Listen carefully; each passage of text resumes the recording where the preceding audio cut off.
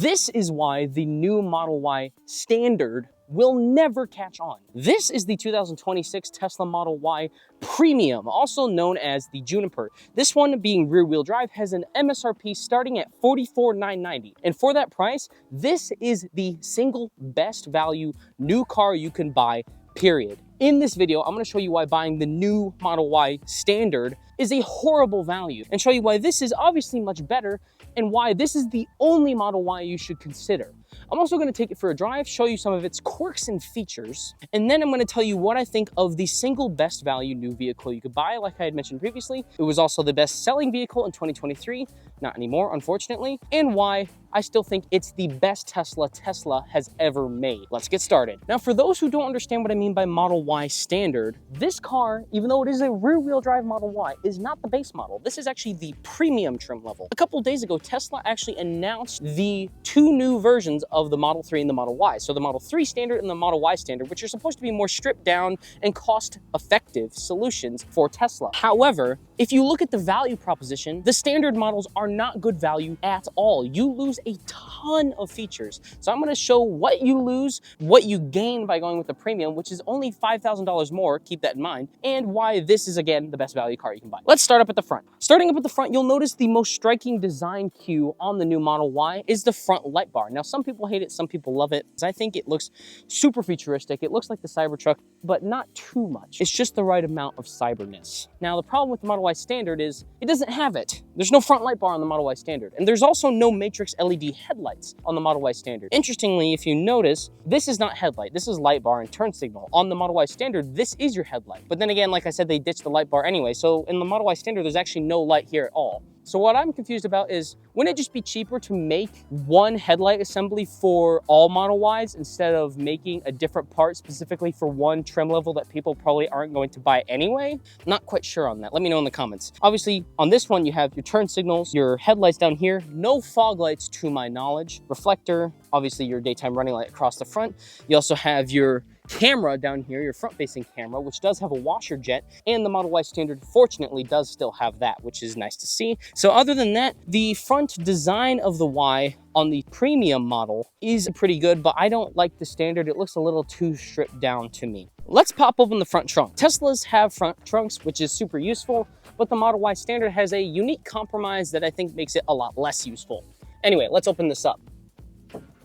Click the button on the touchscreen and it opens. You can also open it from the mobile app and the key fob if you have purchased one. So popping this open, you'll notice that this premium model has a nice plastic weather sealed front with a drain, so you can use it as a cooler. Now the Model Y standard has a hairy cardboard bathtub with no weatherproofing at all and no drain. So they kind of compromised on a lot of features for something that's not that expensive to implement. Plastic is cheap. We all know this because China exists. So it's not that expensive to just give you this. I don't know why they do that. And that's a big drawback if you're getting the standard. Another big drawback is no HEPA filter. This has a HEPA filter under this cover right here that filters out smoke, dust, and other particles that might be in the air that could harm your lungs. Now this feature, I do understand why they cut it, because the HEPA filter, I think itself is about $800 to $1,000 for the hardware and the filter itself. The only thing the standard does have over this car is the fact that the standard, you can just slam the hood because there's no weather sealing, but on this one you actually have to press down right here for it to actually latch. That's the front trunk. Let's move down to the side, aka the wheels, or the things that move the car, or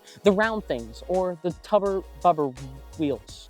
The fuck? Moving down to the tires and the suspension system, as well as the brakes. So on the Model Y Premium, these are the base wheels. These are the 19-inch cross-flow wheels with the Pirelli Scorpion tires that are 255/45R 19s. The setup is square, so you can rotate these tires front to back. You also notice that you can remove this aero cover if you want to have a nice alloy wheel underneath. And this is the base wheel on the Premium. Now, if you get the standard, which is the base trim, these are the upgrade wheels. The base model wheels on the standard are the 18-inch aperture wheels. Those aperture wheels are steelies. If you take the cover off, they're steel wheels. I never thought that Tesla would have a steel wheel option on their cars, but they do now. if you want these 19s, you have to pay, I believe it's $1,000 or $1,500 extra to get the 19-inch over the 18-inch on the standard. So if you want these wheels, just get the premium, because if you get the standard, you're gonna have to pay $1,500 more anyway to get them. So that's unfortunate. One thing I forgot to mention is that the base model Model Y standard doesn't have tire pressure monitoring for the wheels. So it doesn't tell you the exact tire pressure. It just tells you whether or not it's low. So the way they calculate that is they use the rotational speed of the wheel to figure out if the tire is low or not. So it won't tell you the exact PSI like this car will. One thing I will say is that all Model Ys have brake-by-wire now, which means that you can use blended braking instead of just physical brakes via the brake pedal input, which means if you don't like one pedal drive, you can semi-disable it to make it a little bit more regular car feeling. So that is a nice feature. Now let's talk suspension, because the Model Y Premium has what is called frequency response dampers. They basically sense the road bump input, if that makes sense, and adjust their output based on the input passively, so there's no electronics involved. Now, the base Model Y does not have frequency response dampers. They're just basic passive shocks. So this has superb ride quality. It's actually really comfortable. I'm curious to see if the Model Y standard is just as comfortable or if it's a little bit stiffer, a little bit more bouncy. Not quite sure. I think we can all know that it's probably going to be worse, but the suspension on the Premium is another reason to upgrade.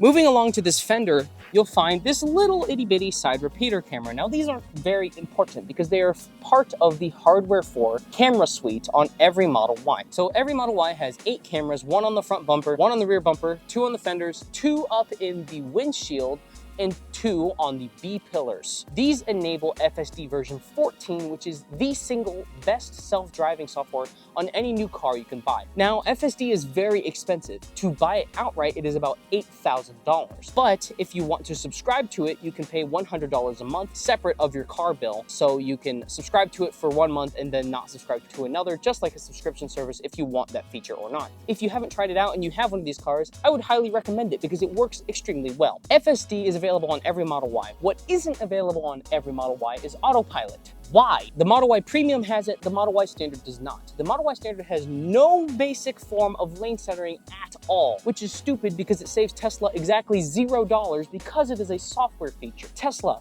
give us back autopilot on the base Model Y. You're being a stingy piece of crap by not giving you a software feature that you've already developed. Makes 0 sense. So just get the Model Y Premium until they add it back to the base model because it's such a deal breaker. Now, I wouldn't normally talk about the mirrors on the car, but on this one, I'm going to because on the Model Y Premium, you have power folding and power adjusting mirrors. The Model Y Standard doesn't have power fold. It does have power adjust still, thank God, but they don't power fold. Now, this isn't a deal breaker for me, but I wish it had it because on my personal Model 3, I use these mirrors to tell me if the car is locked or unlocked. Because if I lock it, they fold in. If it unlocks, they unfold to let you know that it's unlocked. The Model Y Standard doesn't have that feature, so you can't know if the car is locked or unlocked at a glance. If you get the standard Model Y, the cheap one, you don't get auto dimming mirrors either. So they're not power folding and they're not automatically dimming anymore. Other than that, the mirrors are exactly the same. They have the same mirror skull cap, the same trim, the same power adjusting features and everything else. All right, let's get inside this car. Now, every single new Tesla has the amazing feature known as phone as a key. Now, if you've never experienced it, it's amazing. Basically, you can Bluetooth your phone to this car and use the Tesla mobile app, as you see here, to lock, unlock, and control a bunch of other features in the car, such as your climate control, your trunk, stuff like that. Once you have that Tesla mobile app set up, it'll automatically unlock. If you don't have the mobile app, you can use this little Tesla key card right here. On the back, it says tap it to the B pillar to unlock, which I will do. Once you've unlocked the car with your phone or the key card, it's easy. Put your thumb right here and pull. Now, once you do that, you'll notice that the door is actually decently heavy, which means that this vehicle has a quality interior, which is true. The materials in here are very nice. I'll get to those in a second. While I'm here, I'm going to talk about these windows. These are dual laminated and dual pane windows, also known as acoustic windows. The reason why I'm pointing this out is that in the Model Y Premium, you get this and you get a quieter ride. On the Model Y Standard, you just get the single pane glass that Tesla has been using in the past, which is a bit of a downgrade. It means that it's going to be a little bit louder on the inside and a little bit less comfortable, but it's probably not the end of the world. Let's actually hop inside, and you'll notice that when you do, this is a very, very nice place to be. The materials are fantastic. The steering wheel has nice leather. Same on the dash, it's vegan leather to clarify. Same on your seats, you have nice textile on the dash and on the door, suede, nice ambient lighting going all the way around, a nice 15-inch touchscreen that is super high resolution, wireless charging, tons of center console storage, and under there you have a heated steering wheel with power adjusting steering column. Your seats are 12-way power adjust, they are heated and ventilated. You have lumbar, of course. Everything in here is very nice. And there are some little touches that make it even nicer. Let's start with this. The turn signal stock. They left it. Thank you, Tesla. Tesla left the turn signal stock in because they knew that the Model Y buyer was a more family-oriented person and they didn't want to deal with the turn signal buttons that are on everything else other than the new Model 3, which also has this. This turn signal stock is a little bit interesting though. There is no headlight controls or wiper controls on this turn signal stock. It is purely turn signals. It also doesn't have 2 stages. It's just down or up. There's no like half click for like 3 blinks, but it's actually fine because the car's smart enough to know when to shut the turn signal off after you've made the lane change, which is nice. If you want to control your brights or dims, you have to do it on the steering wheel. Same with your wipers and your voice command, as well as your camera button, your autopilot, you click this scroll wheel, and your volume is right here. One thing I forgot to mention about the interior and the stocks is that there is no shifter. The shifter is actually on the touchscreen right here. And if your touchscreen fails, if you look up and press, you also have this auxiliary shifter, PRND, right there. So you can also shift with that. And if you are backed into a parking space, with the auto shift system, it knows I want to go forward because obviously. So when I press the brake, it automatically puts me into drive. And if I am in reverse and I do like a 3-point turn like this, if I push my foot onto the brake and then turn the wheel, it'll automatically put me back in drive. This is super useful for making 3-point turns and actually makes the auto shift or the screen shift thing not a huge deal to me. Another thing you'll notice that is a nice touch, like I mentioned before, is the ambient lighting. It is full RGB. You can also have it sync to your music, so when you hit the bass notes, it'll go boom, boom, boom, which is cool. You also notice that you have carpeted door pockets right here, which means that things won't rattle around when you place items in. And you'll notice that the emergency release on the door panel is actually labeled now, so people won't get trapped inside. If you go to the climate menu, they added a new feature called swing mode. This moves the electronic air vents back and forth, kind of like one of those fans that you'd have in your house, those tower fans. And so it allows the air to be spread more evenly throughout the cabin if you prefer it. So that is a nice feature as well. Overall in here, it is a super nice place to be. Now let's talk about what you don't get when you option the standard Model Y compared to this premium model. Ambient lighting. If you get a standard one, it doesn't exist. They just replace it with a silver strip of metal all the way around, and that's your lot. On the standard, you also don't have a power adjustable steering column. Now, note, the steering wheel is still heated, but the column itself is manually adjustable, so you have to pull the lever and move it up and down like a normal car. The third thing you'll notice is the center console between the premium and the standard is completely different. The standard has what is called a yacht floor, same thing that you'll find in the Cybertruck and a Rivian R1T, which means that this whole center section is free and you can put your bag down there or put something useful down there. If you were to ask me what I prefer the standard center console that is in the premium model because you have more enclosed storage. But if you like the yacht floor, the Model Y standard does have that. Another thing you are missing on the Model Y standard is ventilated seats. The front seats are still heated. They are not ventilated. They are also not fully vegan leather on the Model Y standard, but they are partial vegan leather with textile, which means they should still be fairly comfortable and breathable because of that textile material. What is weird regarding the seats though is this. Model Y Standard has no seat control buttons at all. You have to go through the center screen, which is a weird decision because the buttons are probably not that expensive. That's an odd choice. Another odd choice is the passenger seat. Now, in this car, the passenger seat is 8-way power adjust, but in the Model Y Standard, it's only 4-way power adjust. That's a pretty big downgrade and probably makes the passenger seat considerably less comfortable. Other than that, though, they are basically the same on the inside with the exception of some design changes regarding like the door panel materials and stuff like that. But other than that, it's not a huge difference. One thing that they omitted from the standard Model Y is FM radio. Why did they get rid of FM radio? The only other difference I can think of is the sound system. You go from a 15-speaker sound system down to just a 7-speaker sound system. But from what I've heard, it's still a pretty decent sound system. So I wouldn't be worried about that too much.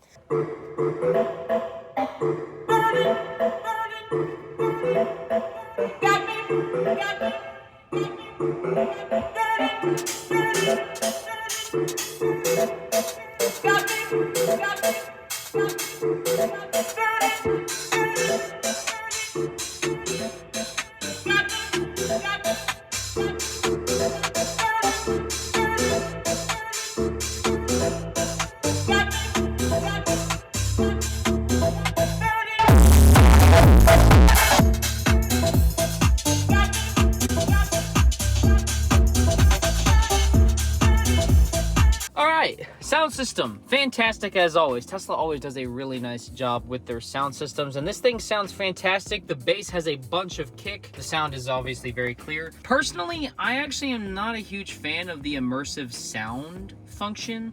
I actually think it sounds better with it off because it kind of just adds what feels like reverb and some other things to it, but you can also create presets for that stuff. So the sound system's fantastic. Now, the base model sound system being 7 speakers in the Model Y Standard might be a downgrade from this one, which is 15 speakers, but still a fantastic sound system, I think, either way, to be honest. Let's move into the back seat because there is a surprising amount of differences back there. Now, getting into the back seat is just as easy as getting into the front. Put your thumb here and pull. You'll notice that the door is equally weighty as the front, and it's equally as quality. So door thunk is nice, and the opening action is pretty good. Doesn't open a full 90 degrees, but it still has plenty of room to get in and out. And once you do get in, you'll notice that there is a ton of room back here. My feet fit comfortably underneath the seat. I have tons of leg room behind myself at 6'1", tons of headroom because of the glass roof. The seat is nice and comfortable. It's power recline, as you can see right here with these little buttons. They're heated and they're nice vegan leather. They're also perforated but not ventilated, which I think is acceptable. You also notice that the rear door matches the front, has the same textile fabric right here, same suede, same lighting, and generally the quality remains the same back here. You also have seat back pockets on the back of the seat, although weirdly they're kind of like a folder style, which I'm not a huge fan of. You have coat hooks up here, a massive glass panoramic sunroof, which is covered in water spots, and a rear touchscreen to adjust your air vents, your climate settings, watch YouTube, and stuff like that. You also have USB-C ports down here, a central armrest, and you can fold down the center section of this armrest for a ski pass-through, which is nice to see. Overall, back seat space in this car is fantastic. Now, let's talk compromises when it comes to the Model Y Standard. First thing, the glass roof in the Model Y Standard is no bueno. Oh wait, it is, but isn't. It is, but isn't. It's still glass, but they covered it with a headliner. Now, I've heard from Tesla that it's actually cheaper to put a glass panel in when you have the tooling already cut out for it, which I guess makes sense, but if you're giving us glass, just make it see-through. Doesn't make much sense to me. Another thing that doesn't make much sense is they got rid of the freaking coat hooks that cost like 5 cents to put in. Why? They also got rid of the seat back pockets. That's also weird. They got rid of the rear display, which makes sense, and they give you nice physical air vents in exchange for that, which I can agree with. It makes sense on a cheaper model. The only thing that doesn't make sense on the cheaper model is getting rid of the carpeted pockets in the doors. They did that on the front as well. Not sure why they did that. It's not like carpet's expensive.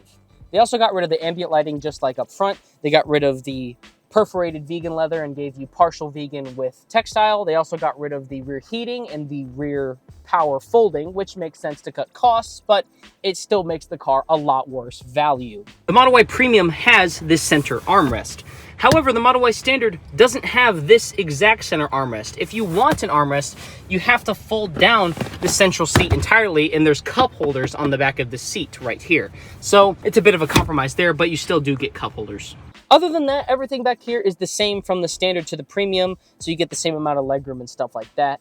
But then again, it's a worse deal because you're losing so many features. Let's move around to the powertrain specs because that's where more compromises start to come into play. All right, charging and battery specs time. Push right here, charge port. Of course, it's NACS, it's a Tesla, makes sense. Let's talk powertrain specs. So this has an 82 kilowatt hour Panasonic battery pack. Its 400 volt architecture has a 250 kilowatt DC charging rate and a 11.2 kilowatt AC charging rate, so that's 48 amps at 240. Battery specs on this car are pretty good. Now, let's compare that to the Model Y Standard. The Standard has a 69 kilowatt hour battery using the same cells as this car. It's still 400 volts and has a peak DC charging rate of 225 kilowatts, so 25 less than this, and 7.2 kilowatts, which is about 4 less than this. So that's a pretty significant decrease. By the way, 7.2 kilowatts is 32 amps at 240 volts. So the battery pack alone loses a lot of power, However, another thing that loses power is the rest of the car. Now, let's talk about the drive units in these cars because they are different. So, this is a rear wheel drive premium. So this has a single rear electric motor, it's permanent magnet, on the rear axle, duh, because it's rear wheel drive, and it gives you around 300 horsepower. Tesla doesn't actually say, but this gives you a 0 to 60 time in 5.4 seconds. So that's decently quick. Not neck breaking, but decently fast. Now, the Model Y Standard has a different permanent magnet rear drive unit, but it's still basically the same thing. And it has a 0 to 60 time of 6.8. So that is approximately 1.4 seconds slower, which means it is too slow. So, not really feeling the Standard too much because this car is already about a second slower than my Model 3, so it felt slow to me, and it being 2.5 seconds slower than my Model 3 would make it feel really slow. So that alone makes the Standard not worth it, especially because it's only 5 grand less. Now, if it was 10 to 15 grand less, then it would make sense, but the amount of compromises you have to make just in the battery pack and drivetrain alone don't make the cost cut worth it. Just stick to the premium. I also forgot to mention regarding the powertrain specs, every Model Y has a heat pump, which means you just have more efficient heating during the winter and for the battery pack, so it just makes it more efficient. And that also makes the HVAC a lot quieter, so that is a nice thing to know. Moving around back, you'll notice that the rear end is very striking, but in a good way. You'll notice there's a light bar, but it's a little interesting. So the light bar in this car actually reflects off this textured piece of trim right here, and the lights are actually tucked up underneath this piece. So at night, it actually is a really cool effect because it has that reflection angle to it, and it looks super neat. This design approach, I think, looks so much better than any other light bar they could have put on this car. Another thing is that this is your only tail light, which I like because these are your brake lights out here in this clear section. For one, clear tail lights look cool, and two, the fact that these only come on when you hit the brakes makes it a little bit more clear what is happening versus a 2-stage tail light that comes on dimly when you're in the tail light setting and brighter when you're braking, if that makes sense. You also have your turn signal right here. Your third brake light is up here in the window, and your reverse light is down here in your rear bumper. Speaking of rear bumper, they have moved the license plate down here compared to the old Model Y Legacy. And down here, you also have the ability for a tow hitch. This car can tow up to 3,500 pounds, which for a mid-size crossover is pretty excellent, I will say. The Model Y Standard can also do that. Speaking of the Model Y Standard, there's no light bar on the Model Y Standard. I'm very disappointed in the fact that it doesn't have it. It also doesn't have amber turn signals. It has red turn signals, and it just flashes the brake lights, which I'm also not a huge fan of. One thing you'll notice if you line a Model Y Standard versus a Juniper or a Premium side by side, you'll notice that the window glass on the Premium has this right angle to it. And the trunk is split up into these 4 pieces. So you can see there's that piece, the one on the other side, this duck lip, and this flat panel down here. On the Model Y Standard, it is all one piece like it was on the original Model Y. So I think they reverted that decision for cost. And the reason why they changed it for this model is because it was really expensive to replace the whole tailgate if just one of these sections got damaged. So they sectioned it off to make it cheaper to replace. So yeah, that makes perfect sense. I don't know why they felt the need to make 2 different pieces of rear glass for the car, but now let's pop this trunk. You'll notice one thing when I did that though. The hazards moved down to these lights right here. That is because the taillights are now gone, and US regulations say that you cannot have taillights on a movable piece of bodywork. So let's talk about the trunk. Now there are a couple different ways you can open this trunk, most notably the button right here, but you can also open it from your phone app, the central touchscreen, or if you just stand here with the phone in your pocket for about 3 seconds, it'll automatically open up. I don't have that enabled right now, so I'll just press the button and it automatically opens up. If you need to, you can also hold down this button after adjusting the trunk's height manually to adjust the height of the trunk in case you are in a low garage or something like that. You'll notice back here that everything is nice. This is carpeted and this is carpeted. Not all Teslas have had this. In fact, the Model Y Standard doesn't. This is plastic and that is plastic in the Model Y Standard, so it's gonna be a little bit more boomier because this carpet is designed to absorb sound reverberations in the trunk because hatchbacks do that. You'll also notice that there is a cargo cover. The Model Y Standard doesn't come with this, but you can add it later on via a additional purchase from the Tesla store. If you want to get rid of this cargo cover, you can pull it out because it snaps into the rails magnetically, which is pretty neat. If you pull it out, you can fold it up like this, as I do like this, and then you can shove it in this little slot under the floor and it's gone. it's gone. And there's actually a lot of space back here. And if you need even more space, you can shove some stuff under the floor. You can also put some stuff right there. And if you need to carry long items, you can fold down this central seat and you can carry skis or whatever else you want to use. If you need even more space though, press these buttons and the seats automatically fold down. So this thing has a crap ton of cargo space. Unfortunately, if you get the Model Y Standard though, you lose the power folding seats, but that makes sense if they're trying to cost cut. So you'd have to go around to the side and fold them down manually. Other than that though, the Model Y Standard and the regular Model Y have the exact same amount of cargo capacity. So the trunk is a nice, usable cargo area. And I think that makes it the reason why this is the most popular vehicle in its category. Let's close this up.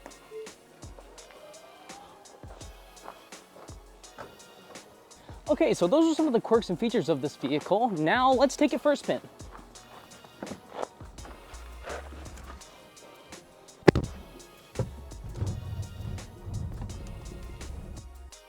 Side note, that pull away shot was really slow because it's not all-wheel drive, but I want to see if I can turn the traction control off. So if I go to dynamics, let's do off-road assist. Oh, there you go. That was a lot better.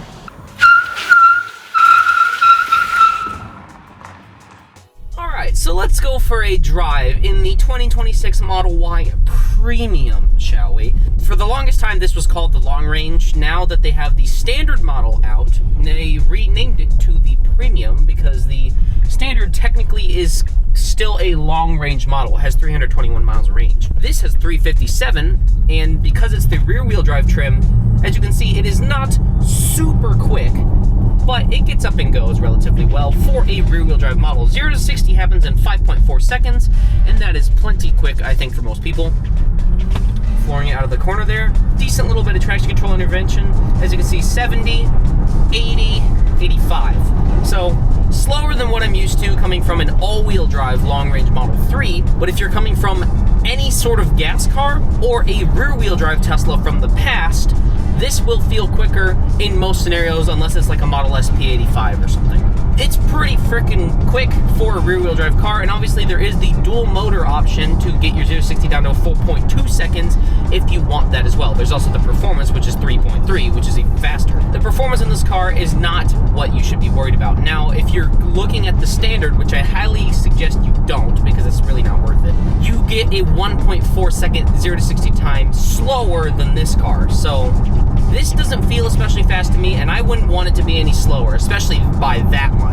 This thing is the perfect balance of power to cost ratio. I think Tesla nailed it on the rear-wheel drive. Plus, you get more range going with rear-wheel drive.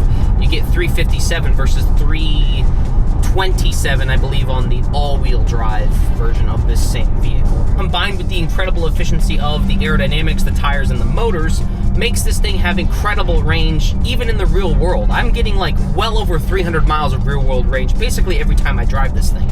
The suspension in NVH is shockingly good. Coming from a 2019 Model 3, which is not known to have the best build quality, Tesla has stepped up by a whole, probably 2 steps in my opinion. Like, they have drastically improved the quality here. There's no squeaks and rattles other than a couple minor... What the heck just happened here?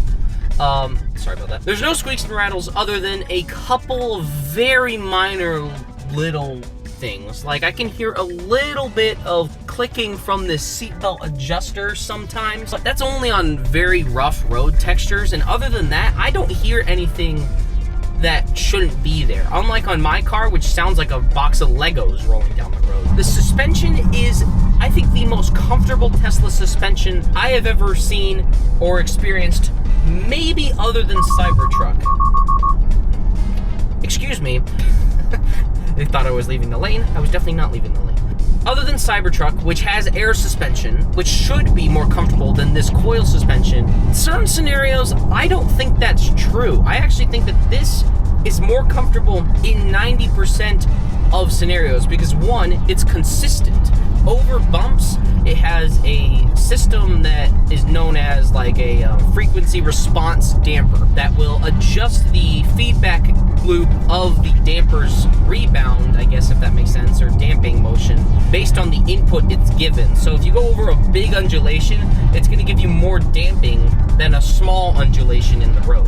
Generally, it's super comfortable with the exception of huge undulations. If you go over like a big bump, like a train track, you'll feel the rear of the car bottom out. It's not the end of the world, but it isn't the best feeling. This is a pretty quick curve. Brake pedal feel is actually pretty fantastic. This does have brake-by-wire. So blended braking is here in this Tesla, unlike older ones.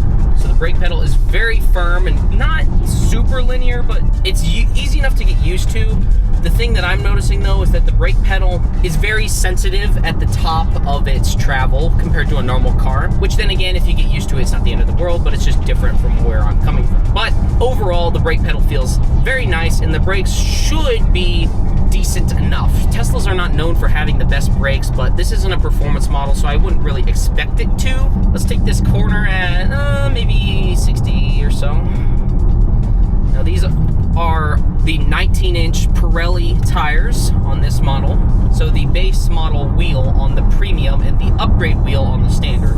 They look nice, they handle nice. All around the tire selection that they've chose on this vehicle is fantastic. It makes sense, it's efficient, it has good grip. No real complaints. Now, the durability of Pirellis is not known to be super high when it comes to wear characteristics, but you gotta make some sacrifices when it comes to other things. Yeah, here we go. Here's a nice bend. Give it some gas. Traction management there. It's definitely not slow. Not the level where my Model 3 is, which is a long-range all-wheel drive, but it's plenty. It's honestly a super well-handling chassis. Like, Tesla nails the dynamics on these cars. There's basically no body roll, and even though the suspension is very soft, it handles incredibly well at the same time. Train track. There you go. Felt the rear not quite bottom out, but a little bit spongy there. One thing I will say is that the turn signal cameras on this newer car are a lot higher resolution than the older ones. So that is a nice improvement. Yeah, let's just engage autopilot and then I'll just keep quiet for the rest of the drive until we're back home. So there's no one behind us. Let's come to a stop. All right, standard mode, go. Here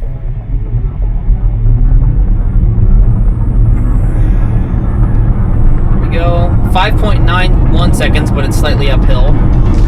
Keep going if there's no one coming. Quarter mile, 14.2. Bit. 3, 2, 1, go. 30, 60, 5.84 there. Let's keep going. A little downhill.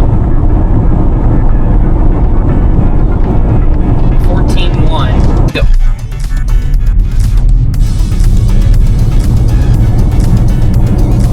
5.1, but downhill, of course.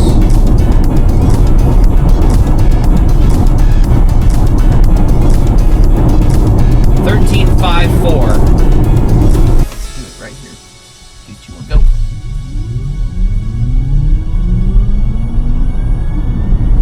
60. What was that? 5.27. 3, 2, 1.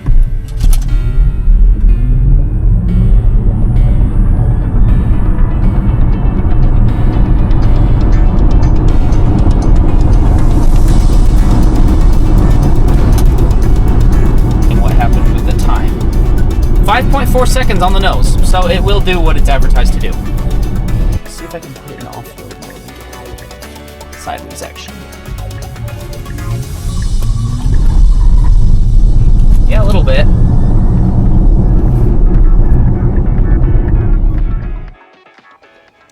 So honestly, after driving this car, this thing is so good, it makes me want one desperately at this point, because the chassis is amazing, the range is amazing, the handling, which I guess is related to the chassis still, but is still good, the comfort is high. It's a nice balance of everything. It doesn't body roll, but it's still comfortable. It's the nice balance of fun to drive yet daily usable, because the Model Y performance might be faster on a track, and well, not might be, it is, but I'd honestly rather have this just because it's more comfortable and it's cheaper. Honestly, my opinion on this Model Y, it is a fantastic bargain. Now, the Model Y Standard that this video was supposed to be about, don't get it. Just don't. I don't understand it. It's a smaller battery, so it's less range. It's slower by 1.4 seconds. You're losing all the nice interior features that make a Model Y a Model Y. You lose the front light bar and the rear light bar, so you're losing most of the design benefit, and you're only saving $5 grand. At that point, just go buy a used one. You can get a 2025, which has more interior features than the Model Y Standard for less than a Model Y Standard costs. So I don't understand the point of the Model Y Standard. Let me know in the comments whether or not you guys think the Model Y Standard is a good vehicle, because I don't think it is, or at least not a good value one anyway. Anyway, that's going to be the end of this video. See y'all in the next one. Bye.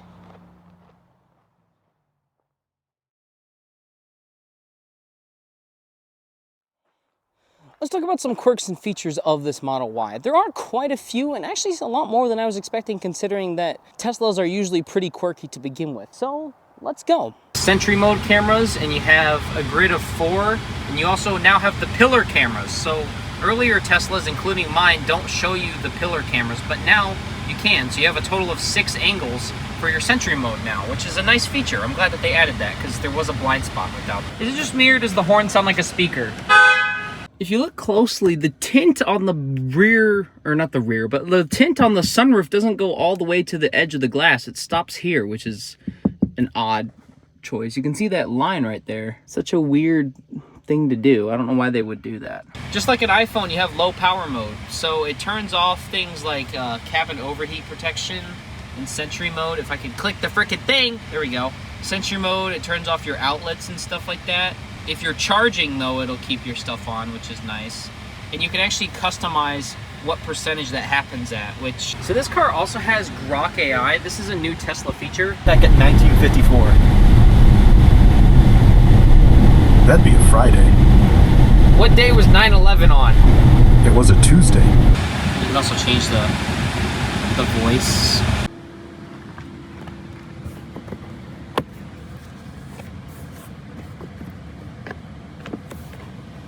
Also, with the customizable accent lighting, you can have it sync to the music that you're playing. And you can also, again, adjust the color in the lights, the color of the ambient lighting. It's really hard to see because it's bright out, but there you go, you can see it right there. If you also need to mirror your rear display, you can click right here, and it'll basically mirror what the rear display sees. So if you want to control your passenger's climate for them in the back, you can do it through this mirror mode. This car has the 3D park assist, as you can see, so it's rendering everything around us. For charger stalls, you can see in the fence. And this is all camera based, there's no sensors doing that, so that's cool.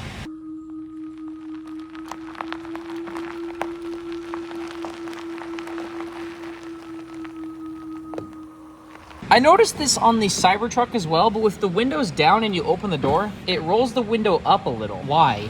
Why does it do that? Magnet clip. And finally, turn off the passenger side air vent if you only want the driver one. Older Teslas, you couldn't do that for whatever reason.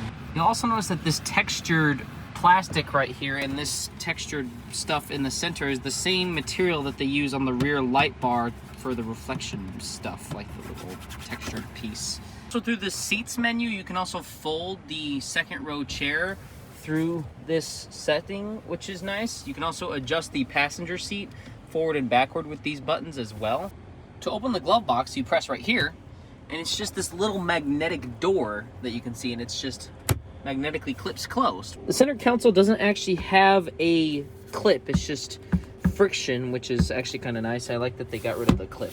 One interesting thing that Tesla hasn't had for a while is HomeLink. Now, my 2019 Model 3 has HomeLink, but this car doesn't have it. You can only use MyQ, which I guess is like a connected garage thing. So, I don't know. That's a little interesting. These cars don't have HomeLink, so maybe that's it's not a deal breaker, but I'm saying it might be a complication if you have a garage that only has HomeLink, which is mine. So, yeah. Obviously, if you need to clean the display, you can just go to screen cleaning mode and just wipe it down. with this cloth. It doesn't come with the cloth, but this one I stole from my Polestar 2 when I got rid of that. So obviously you have the blind spot cameras, which is a nice feature addition. Obviously this car has dog mode, so when you get out of the car, it will keep the climate control running and display a little picture on the screen to let people know that your AC is on and your pet's not gonna die in the hot car. Just like any other Tesla, you can also watch YouTube on the center display via the Tesla Theater app. You also have other features like a web browser if you need that as well. You also have the toy box, which has all the cool Easter eggs like the light sync. You can do the boom box feature, which will play sounds on the outside of the car through the pedestrian warning speaker, and it also has a megaphone.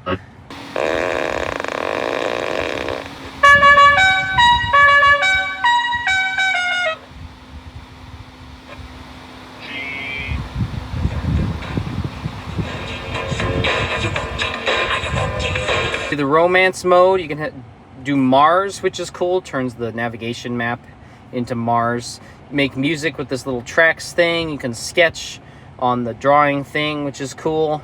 You also have the rainbow road, the light show, the emissions mode, and yeah, so you have all the little cool gadgets that this car has. You can also have a Zoom meeting for some reason. I don't know like why, but you have to have premium connectivity for it, so that's interesting. Also, if you have a car in your blind spot, there's a little red LED that pops up right there. You also have the Tesla like arcade thing, so there's like a bunch of games in here, and this one's like a knockoff like Mario Kart game kinda ish. And there's a lot of other random things like chess and other crap. It loaded really fast though. This is the first Tesla I've seen that has this is the first Tesla I've seen. Oh my god, I can't focus the camera. Okay, there we go. This is the first Tesla I've seen that has different traction control presets that aren't like dedicated drive modes, if that makes sense, because on the Cybertruck you have like Baja mode and stuff like that and comfort mode. This is just for the traction control. So you have auto, slippery surfaces, and off-road assist. And it says off-road in orange letters, even though it's a rear-wheel drive car with not that much ground clearance. So I don't know how useful that's going to be. Used to optimize traction control performance off-road, may help free vehicles stuck in sand, snow, or mud. Now what's interesting about that is in every other Tesla, this feature is called slip start. Here, and then go to dynamics, it's called slip start, and there's no traction control. But you also notice that the stopping modes are different. This older Model 3 has creep and stuff like that, so it'll creep forward when you let off the brake. Newer Teslas don't have that, from my understanding, which is interesting. Tesla just pushed a software update to this car that enables Tron mode, which is in the toy box section, and it turns your car into the Tron bike, which is a pretty neat little touch. And like I just mentioned, it gets software updates like any normal Tesla. That's nice to see here because a lot of other vehicles don't have this feature, and this makes it to where your vehicle constantly improves over time, which is super nice. I know this is my personal Model 3, but the Model Y can also have this feature if you subscribe to premium connectivity.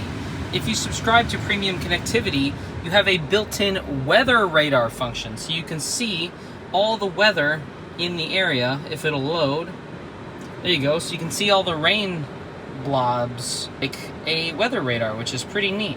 You also have built-in weather information up here, so you can see the weekly forecast, your wind, your humidity, and stuff like that. So you get this if you subscribe to premium connectivity as well. You can change the sound the car makes when you lock it, and you can even use your own custom sounds if you use the one that says USB.